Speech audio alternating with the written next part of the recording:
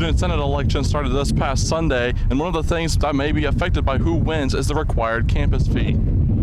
In my opinion, that's kind of the most power that they have, is getting to decide how that student fee gets broken up.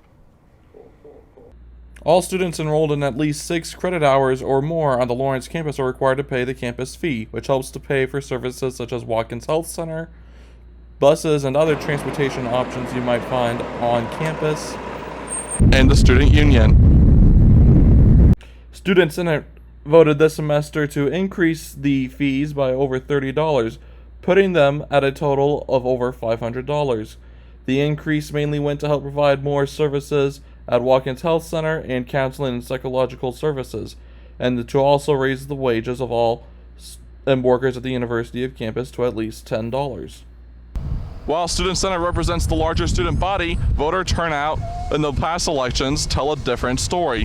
When you hear people talk about the Student Senate elections, low turnout is something that's come up. This year, I haven't covered it in the past, but I'm sure it's come up in years past, just because it is somewhat of a question of how much representing the student body they can do if they're going around 10% or whatever that percentage is. Over the past 2 years, voter turnout in the Student Senate elections represented about 10% of the student body. I spoke with K-Unity candidate Andrew Moore, who is running alongside vice presidential candidate Will Cook.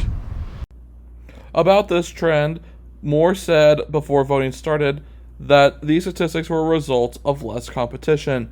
Having two pretty legitimate groups running will also just naturally increase turnout as opposed to the last couple of years when they've been less contested. This theory does appear to check out, with the last year multiple coalitions ran, pulling a record high 29.6%. However, at best, that means 70% of the student body is not voting. I also spoke with Jimena Ibarra, the campaign coordinator of the ACT UP KU coalition, about this trend as well, the day before voting started.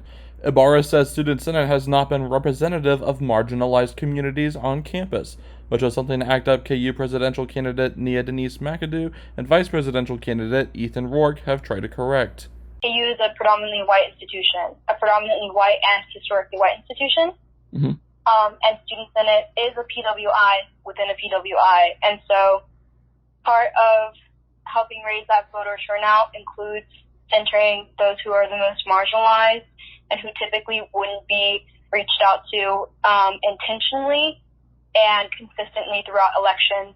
Students can vote in the election this year by going to the Rock Chalk Central website until this Saturday. I'm Tristan Allen, reporting for KUJH.